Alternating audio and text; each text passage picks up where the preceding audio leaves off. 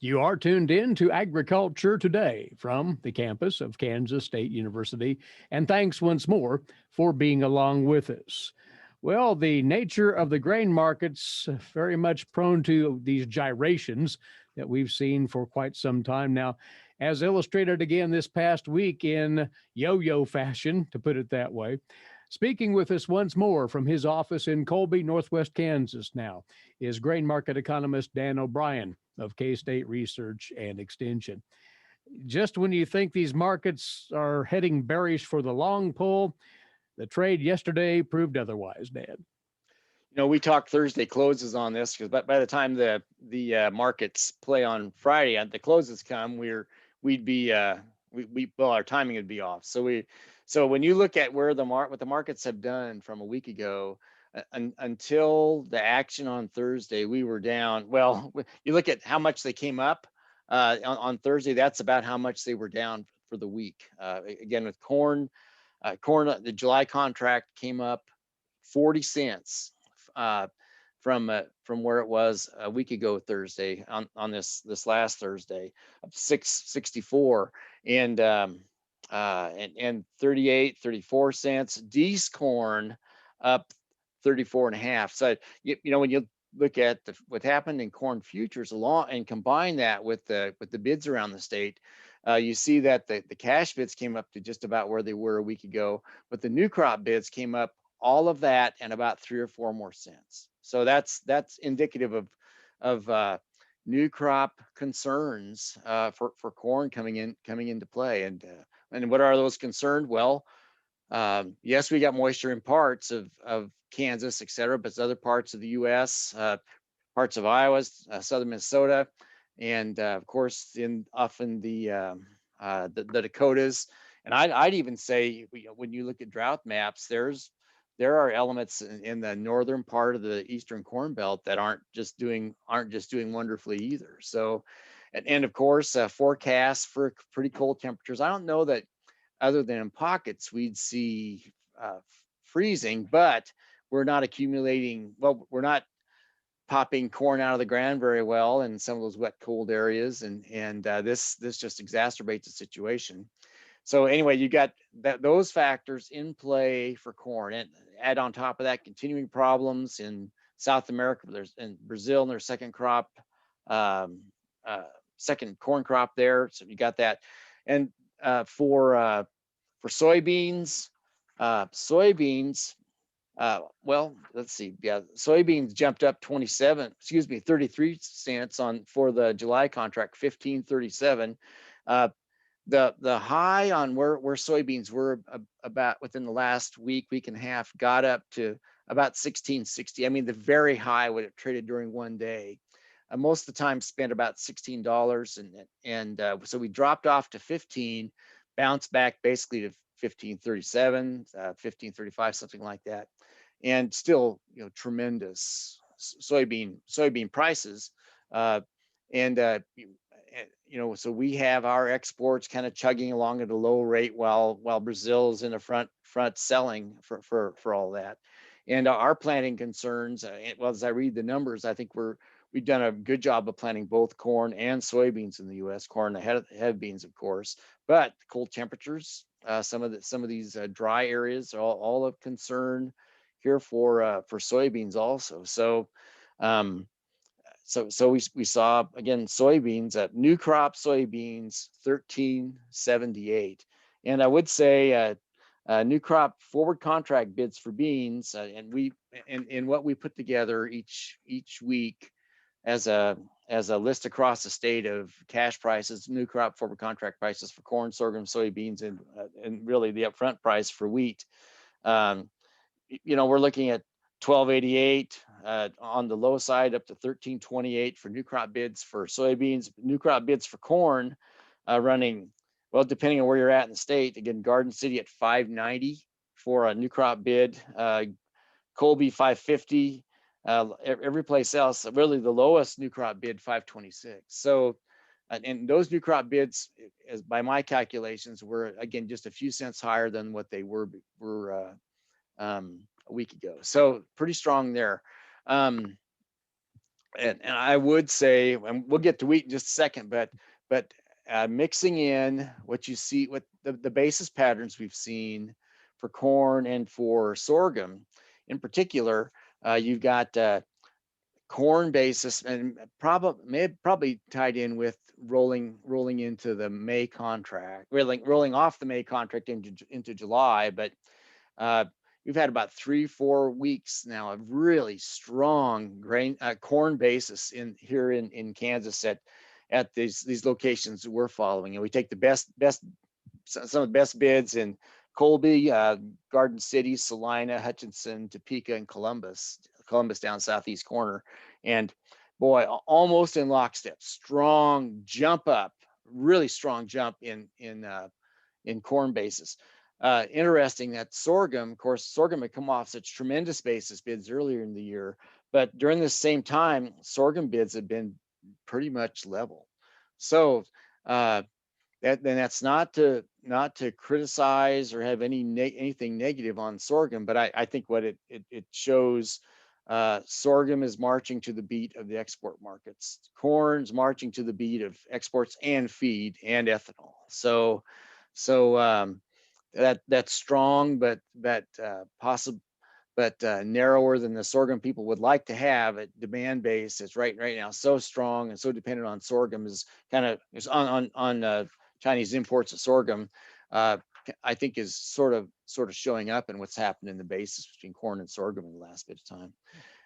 Let's talk about wheat if you'd like. And wanted to certainly do that because if we take a look then at wheat basis in Kansas uh, locally, certainly it's impressive because that basis is very much holding the fort as harvest is drawing ever nearer, which is not typical at this time of the year. Our southern Kansas locations haven't missed a beat yet. In fact, if you were um, I think the thing to watch will be here in Kansas when we get that wheat crop in.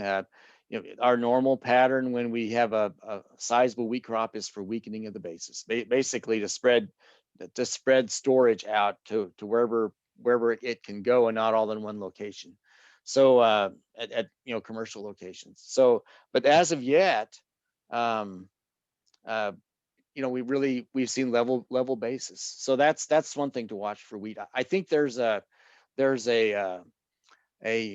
problem coming in the I think it's going to be the June 10th WASDE report in the wheat supply demand balance sheet, and that's that USDA had projected wheat exports in this old crop marketing year that ends May 31st to be 965 million bushels, and we're probably going to be, you read different places and how the weeks are working out, 30, 40, 50 million bushels less than that. So that means that the USDA's projection for, unless something changes really quickly in the next week or so, we get a slug of wheat exports coming in that hard to see it right now. But anyway, unless that happens, you're probably going to see a weakening of that export number. Again, take that down 40, 50 million. And so whatever we weaken that, assuming everything else is unchanged, then we're going to raise ending stocks, and you're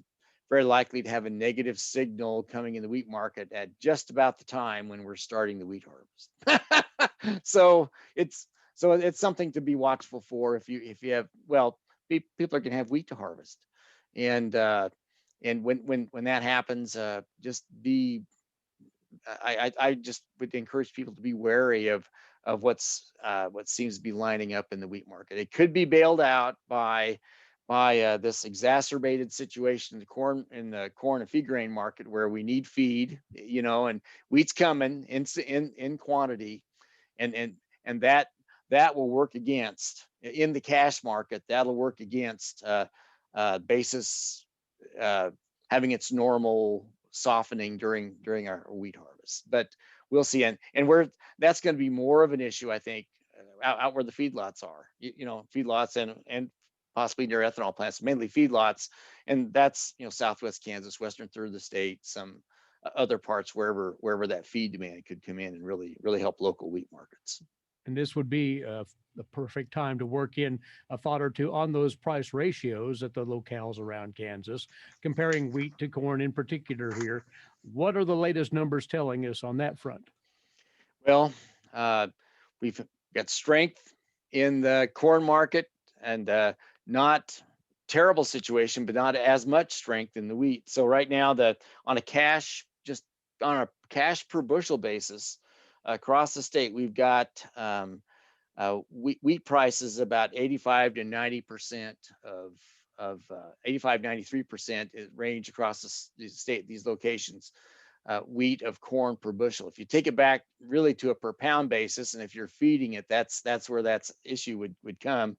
You've got you would have spot cash price per pound at about, well, at Garden City and Colby out in those western areas at 80%, basically 79, 80%. Wheat on a per pound basis is priced at about 80% of that of corn.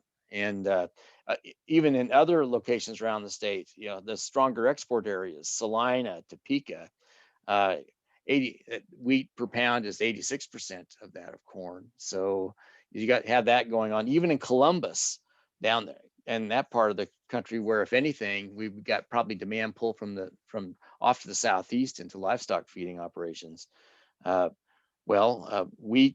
Wheat in Columbus is priced at 628, corn at 713 per bushel. That's 88%. And you take it per pound basis, convert that, it's 82%.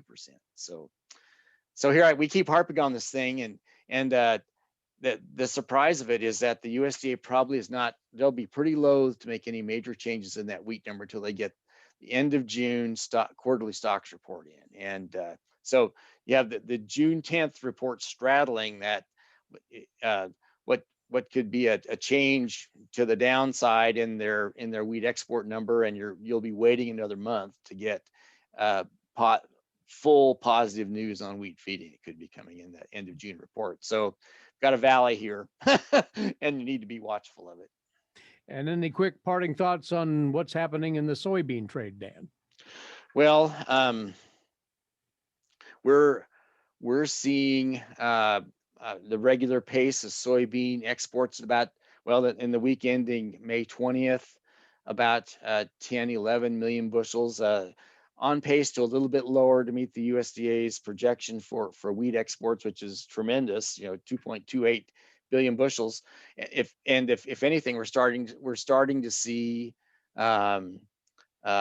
sales into the new crop marketing year again after September 1st.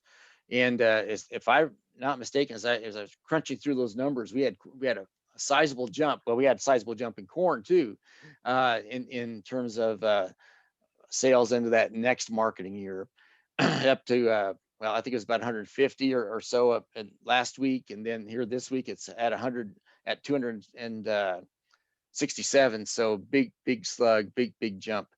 I think the thing to remember is on these forward sales. Let's say a country comes in and they buy exports at some level. Well, it's almost like a placeholder because they can get out of those contracts. So if they buy those contracts and then the price goes down, there's nothing that stops them. In fact, we do the same thing under this arrangement. If we bought something at a high price and the price dropped, and we bought at a high price because we thought it might get even more expensive, we could have that in place. And then if the markets drop off a ways, we cancel the old contracts, buy back at the new. So the quantity may not have changed, but the selling price probably would be in. It's just it's the same thing that we would do if we were a country that was importing a lot of grain and we had that much flexibility in the contracts. One of the many dynamics at work in the markets, of course. And check out Dan's weekly notes on the grain trades that we've been drawing from today. Those are posted as we speak on the agmanager.info website. Enjoy your holiday weekend, Dan. Thanks for joining us. Thanks, Eric. Take care. Dan O'Brien is a grain market economist, K-State Research and Extension, and our regular Friday guest on Agriculture Today.